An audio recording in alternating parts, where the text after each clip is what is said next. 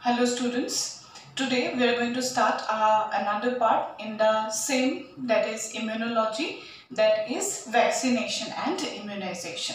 So let's just start what is vaccination and immunization.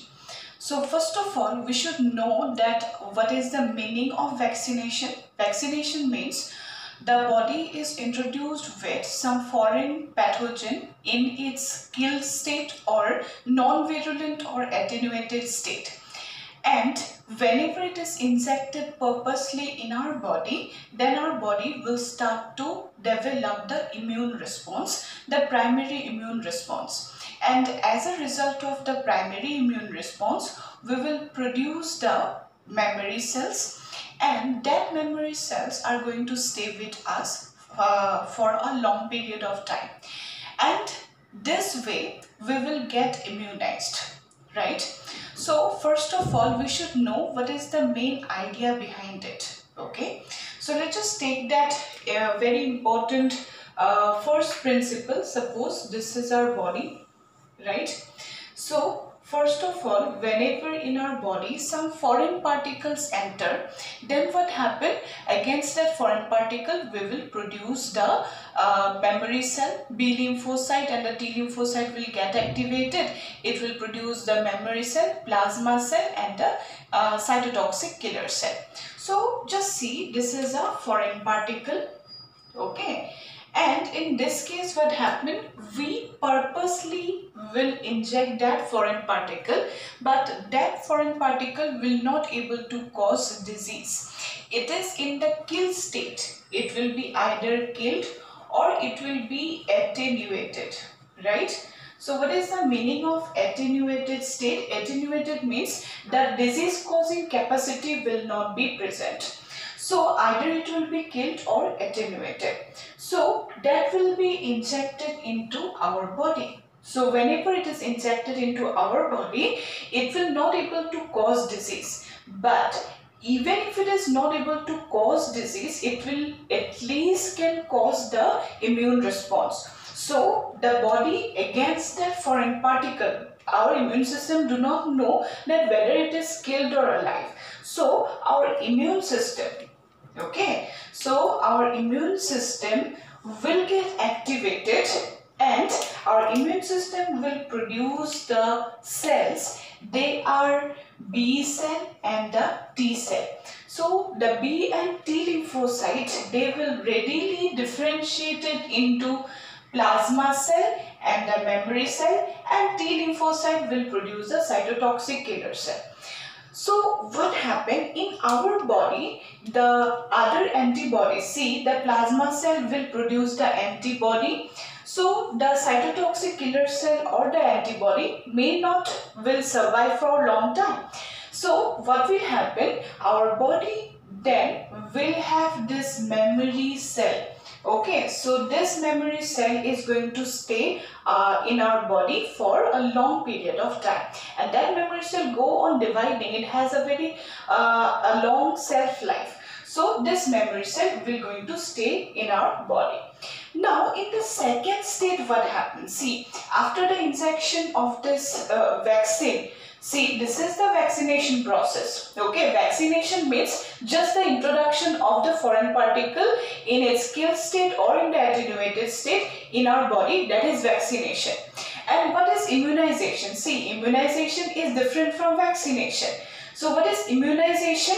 After the introduction of that vaccine, our body will produce the antibodies, cytotoxic killer cell and the memory cell. That process is known as immunization. So after vaccination, our body will get immunized, right? And whenever our body will get immunized, see what happened in the second time. In the second time, what will happen? We will already have this memory cell. So this memory cell will get differentiated, and whenever it get differentiated, it will be in high number, it will be present.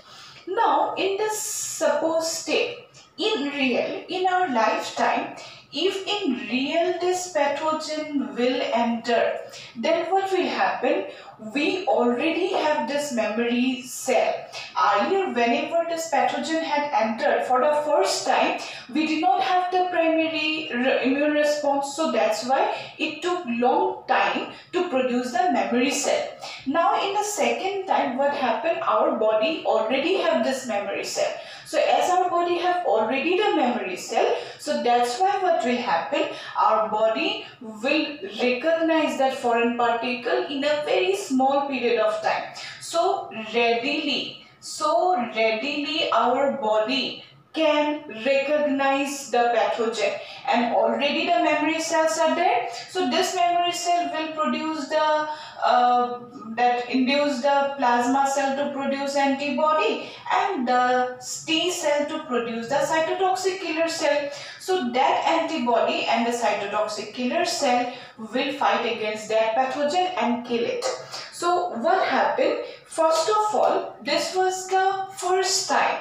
Okay, this was the first time when this vaccination was given. Okay, so whenever it is vaccinated, what happened? We developed the memory cell, and already the primary immune response had developed.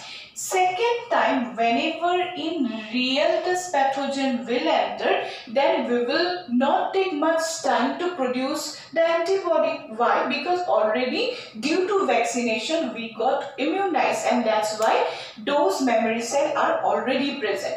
And if the memory cells are present already, then what will happen? We will take very less period of time, because we are skipping the primary response, isn't that? So primary immune response had already occurred in the previous vaccination, and after that we had this memory cell. So what will happen? Readily the secondary immune response will be developed, and our body will produce this antibody and cytotoxic killer cell within a small period of time and kill that pathogen.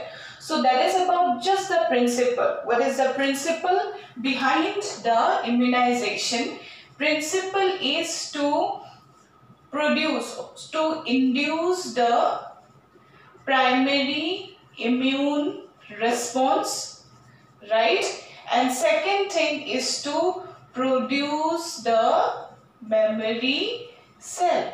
So it will help in inducing the primary immune response, and second thing is to produce the memory cell, so that we can skip the primary immune response and our body can readily understand. We will not take much time to produce this memory cell, and memory cell already have this information about the pathogen, and we can able to produce antibody and cytotoxic killer cell for in a very small period of time, and we can kill that pathogen readily before this pathogen can cause disease, or before that pathogen can enter inside our cell and can destroy our cell. We can able to produce antibody and cytotoxic killer cell, and we can able to kill it. So that is about vaccination. One very important thing you need to know, what is that? Who is the father of immunology? Okay, so why I'm saying after this, father of immunology. Father of immunology is Edward Jenner. Okay, and how Edward Jenner is related to immunization and vaccination? Because he was the first scientist to create the vaccination against the smallpox. So he actually created the first vaccination. It is taken from the cow, and after that vaccination, what actually come from cow? Because this vaccination, vaca, V-A-C-C-A, this is the meaning. This is actually from another language this taken, and vaca means cow. So from the cow, the serum that was taken, the pathogen had taken, and that pathogen causing smallpox in the cow is it was introduced into human body, so that it cannot cause disease, because cowpox pathogen is different and human pathogen, human smallpox causing pathogen is also different. But whenever this cowpox pathogen was introduced into human body was able to produce the memory cell like this. Okay, and after that he developed the vaccine against smallpox, and this way after some time this vaccination process had developed enormously, and we have a number of vaccination. And the good news is the smallpox is completely eradicated from world, and this way a lot of diseases are here which are eradicated. So let's just see the different types of vaccination, how many different types, varieties of vaccination we have.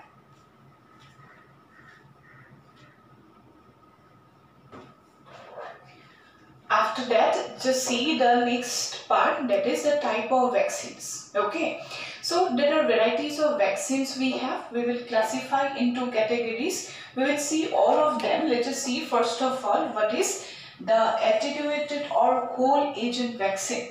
So in this type of vaccination, what happened, the whole organism is taken.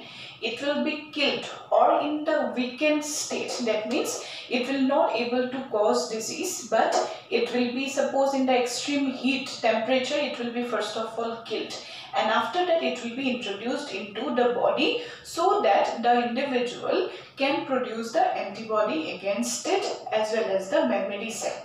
So this is the first type, that was attenuated or whole agent vaccination. Examples, they are polio, measles, MMR, that is measles, rubella vaccine. Then the next type, that is inactivated or whole agent vaccination. In that what happened, the virulent part of the pathogen is deactivated, and in the weakened state it will be introduced. So these two types are actually a little bit same. So the vaccination against pneumonia, polio, cholera, whooping cough, etc. in those type of diseases, the vaccinations, that is inactivated whole pathogen, whole agent vaccination is used. Next one, see subunit vaccination. One thing you remember, that this subunit vaccination is also known as recombinant. It is also known as recombinant vaccination. Why? Because with the help of biotechnology, just a part of the pathogen is taken. Maybe a protein, maybe a part of the plasma membrane is taken out.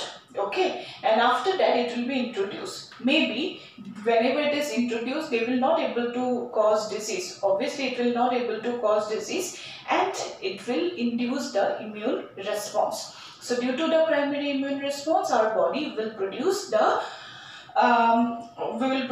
memory cell, and we will get immunized. So next type, that is conjugated type of vaccine. So in this conjugated vaccine, what is used? See, conjugation means it is actually composition of 2-3 different things. So in this type of vaccination, basically the protein is combined with some polysaccharide, right? And whenever it is introduced into the body, then our body will get immunized against the disease, that is influenza. So a type of vaccination is also used, that is known as conjugated type of vaccination. Actually it is a very huge long step how actually all those things are produced. These things are not needed.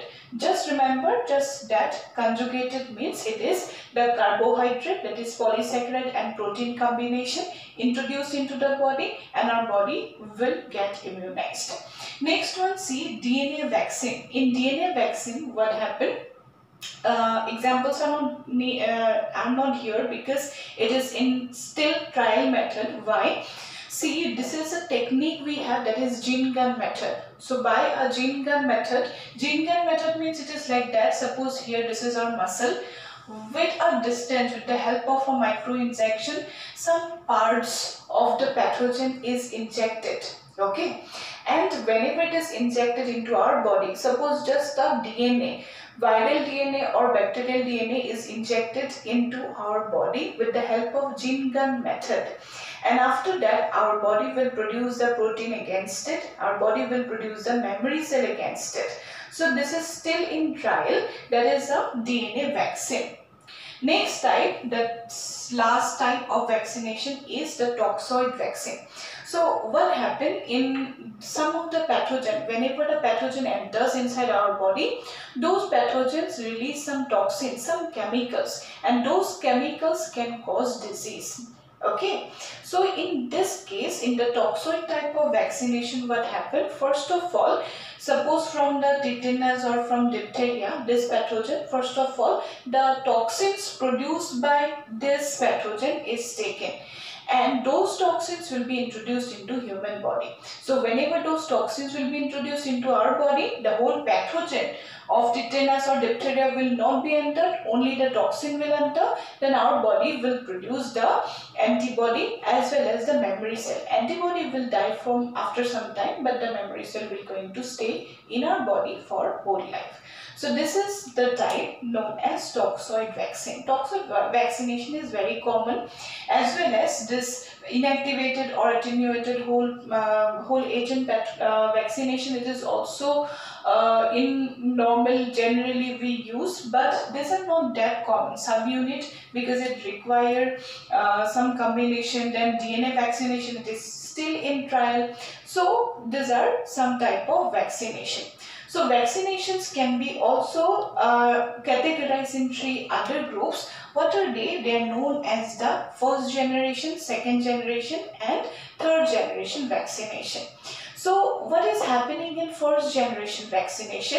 It is nothing but this only, that in first generation vaccination, the pathogen that will be in the kill state or in the attenuated state will be introduced into the body, and whenever it will be introduced into the body, our body will develop memory cell against it and we will get immunized. Okay, so this is the normal conventional method by which we will produce the memory cell. So these are some examples like polio vaccine. Okay, so these are nothing but attenuated or whole agent vaccination. Second type is the second generation vaccination. So in the second generation vaccination, with the help of biotechnology, what happens, some subunits will be taken. See, subunit and the toxoid vaccinations, these are the example of second generation vaccination. In second generation vaccination, what it is going to do, some parts of the pathogen or maybe the toxic chemicals, toxins are taken from the pathogen, introduced into the body so that our body can be immunized, produce antibody and memory cell against that pathogen. Last type, which is not really in proper functional way it is going on, but it is also in trial state. What is that? This is third generation vaccination. So in third generation vaccination, what happened? It is nothing but some synthetic type of pathogens, some synthetic type of chemicals in the laboratory, they are produced. Okay, some synthetic vaccines they are produced which can give us immunity against some deadly viruses, some deadly diseases like AIDS. For leprosy also it can be, and for malaria also it can be functional, but this is still also in trial. Okay, so this is the third generation vaccination, where just some synthetic vaccines that can provide us immunity against malaria, leprosy or the viral diseases like AIDS. So yeah, that is all about the vaccination. One thing you have to know, that what type of immunity our vaccination can provide. So whenever we are vaccinated, it will activate what type of immunity in our body. Remember, this is going to be important. What is that? This is active immunity, right? So it is going to provide, remember, in the active immunity we have 2 types of active immunity. One is the natural and another was the artificial. So if it is coming to vaccination, it will be natural or artificial? Yes, it will be artificial active immunity. Okay, remember, vaccination is nothing but it provides artificial active immunity. So that's all about the process of vaccination and immunization. Hope you have understood. So in exams or in questions it may be asked simply in the subjective exams like what is vaccination, what is the principle behind vaccination, or what type of immunity vaccination can provide. Or in the objective examination, the questions can be asked like for diphtheria, what type of vaccines can be used. Okay, so this is very common. For diphtheria, toxoid vaccines are used. For polio, what type of vaccines are used? That will be attenuated or whole agent vaccination. So that is all about vaccination. Hope you have understood. That's all about it. Thank you.